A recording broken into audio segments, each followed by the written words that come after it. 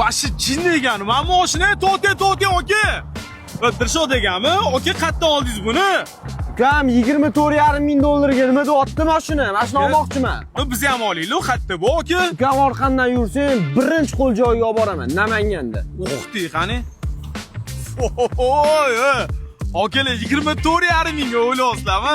Videoga like bostiringlar. Hozir qayerdaligini sizlar ham bilib olasizlar. Surishini qaranglar buni. Voy, lekin mashinalar haqiqatan jinnisi ekan. Logolarni qarang. Yomon tez yurar ekan. Aka nima buni oti?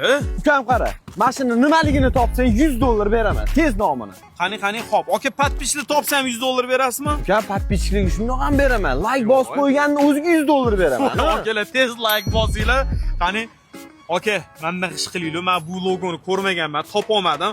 Podpishlik 100 dollar ham beramiz. Kommentariyada kim birinchi nomini topsa 100 dollar sizlarniki bo'ladi. Davay. Aka, mashina bo'yicha bitta ma'lumot bering endi. Ukam gibrid avtomobili 1250 km yuradi, Xorazmgacha ham boradi xohlasa. Agar Yandexga chiqadigan bo'lsang, biznes klassga ham beradi. Vashi mazza yo'q aka. Salonni bitta o'zing ko'rsatib ber, ukam. Qani. Xo'p, bezramichning oynalar. Akalar, salonni ko'rasam, splashnoy panorama, rullarni qaranglar. Abagrev, Abduf, katta monitor, 360 hammasi bor ekan. Ukam orqani Porsche eslatmadimi? Orqalari ham keng. Mana oynalarni ko'ringlar, bezramichli. Qara, orqasi ham keng.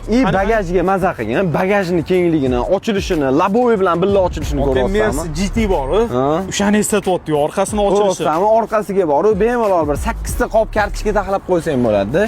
Orqasini faralari Porsche bilan birga bir qilib qo'yishgan. Aka, endi hammachi bu mashina nima ekan deyapti, nomini aytib qo'ya qoling. Ukam, nomi Fordning Namanganda Green Energy'ni bilasan-a? Toshkentda ham filialligi bor. Shular ofitsialniy olib kirishibdi.